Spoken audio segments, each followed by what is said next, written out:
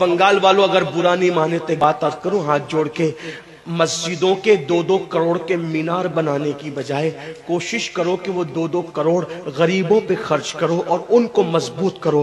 اگر ہماری قوم 10 سال میں مضبوط ہو گئی تو 2 نہیں بلکہ 10 کروڑ کے مینار ہم بنا سکیں گے۔ اس لیے میری گزارش ہے جلسوں کے خرچے بھی کم کرو، شادیوں کے خرچے بھی کم کرو اور سب خرچے کم کر کے اپنی قوم کو مضبوط کرو۔ حضور علیہ السلام اسی لیے تشریف لائے تھے۔ تو دیندار بنو، مالدار بنو، اور نمبر 3 ایجوکیشن پہ بہت محنت کرو۔ کوئی بھی جاہل نہ رہے، کوئی بھی ان پڑھ نہ رہے، خوب پڑھاؤ اپنے بچوں کو۔ 10ویں 12ویں تک کبھی مت رکنا، بلکہ اپنے بچوں کو IAS بناؤ، IPS بناؤ، ڈاکٹر بناؤ، انجینئر بناؤ۔ ڈاکٹر بھی BUMS والا مت بناؤ بلکہ MD اور اعلیٰ سے اعلیٰ ڈگری دلاؤ۔ اب آپ کہیں گے مولانا پیسے نہیں ہے، میں آپ سے کہتا ہوں ہر سال عید پہ نیا کپڑا نہ بنانا پڑے نہ بناؤ، دھلے ہوئے کپڑوں پہ عید کر لو، لیکن اپنے بچوں کی تعلیم پہ خرچہ کرو۔ اسی طریقے سے کسی اور جگہ پر پیسے لگانے کی بجائے 10 سال اگر ان 3 نکات پر آپ نے محنت کر دی، دیندار بنو، مالدار بنو اور ایجوکیشن کو عام کرو، ہر بندے کو پڑھا لکھا بناؤ۔ آپ کہیں گے مولانا نوکری نہیں ملتی، میں کہتا ہوں ہم نوکری کے لیے نہیں پڑھتے، ہم اچھا انسان بننے کے لیے پڑھتے ہیں۔ اس لیے کہ پڑھے لکھے کی تجارت میں ان پڑھ کی تجارت میں فرق ہے، پڑھے لکھے کی گفتگو میں ان پڑھ کی گفتگو میں فرق ہے، پڑھے لکھے کے اٹھنے بیٹھنے میں ان پڑھ کے اٹھنے بیٹھنے میں فرق ہے۔ دیکھو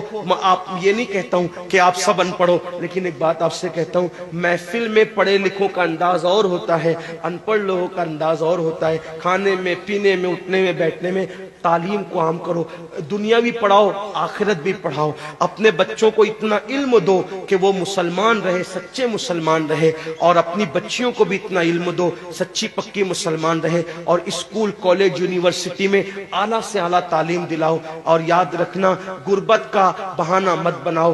بیٹیا کی شادی ہوتی ہے تو لاکھوں روپے کہاں سے آتے ہیں، اور آپ سے کہتا ہوں 8 گھنٹے محنت کرنے کی بجائے 16 گھنٹے محنت کرو، محنت میں پیچھے مت ہٹو، اپنے بچوں کو پڑھاؤ۔ صرف 10-12 سال ہندوستان کے تمام مسلمان محنت کر کے اپنے بچوں پہ محنت کر لیں، کوشش کر لیں، کاوش کر لیں، تو دیکھنا نقشہ بدل جائے گا۔ یہ بھی آپ سے کہتا ہوں، ایک بات کہتا ہوں، منع نہیں کر رہا ہوں، اگر مجھ سے غلطی ہو تو میرے علماء اصلاح کریں گے، آپ میری ذات کو دیکھ کے قبول نہیں کرنا۔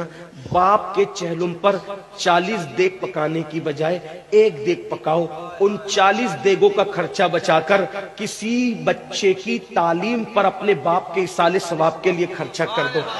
پیر صاحب کے مزار پر 1 لاکھ کی چادر لا کے ڈالنے کی بجائے 100 روپے کی چادر ڈال دو، باقی کے پیسے بچا کر غریبوں کی تعلیم پہ خرچہ کر دو۔ پیر صاحب کے ایصال ثواب کے لیے وہ اس 1 لاکھ کی چادر سے جتنا خوش ہوں گے، وہ 100 روپے کی چادر سے بھی اس سے زیادہ خوش ہوں گے، کیونکہ آپ نے کسی کو اٹھا دیا، کسی کو آپ نے ترقی پہ لے گئے۔ ایک بات کہتا ہوں، میرا پیر جنتی ہے تو میرے پیر کو میری 1 لاکھ کی چادر سے کیا غرض، اس کو تو جنت میں اس سے بہتر لباس مل چکا ہے، اس کو تو 1 لاکھ کا اس سے بہتر لباس مل چکا ہے۔ تو یہ باتیں تلخ لگے معاف کرنا، لیکن آپ سے ایک بات کہتا ہوں، رسومات سے نکلو، حقیقتوں کی طرف آؤ، رسومات سے نکلو، سچائیوں کی طرف آؤ۔ ایک دوسرے کو گرانے کی کوشش مت کرو، ایک دوسرے کو اٹھانے کی کوشش کرو، آپس کے جھگڑے ختم کرو۔ تیرا سلسلہ بڑا، میرا سلسلہ بڑا، تیری برادری بڑی، میری برادری بڑی، تیرا پیر بڑا، میرا پیر بڑا۔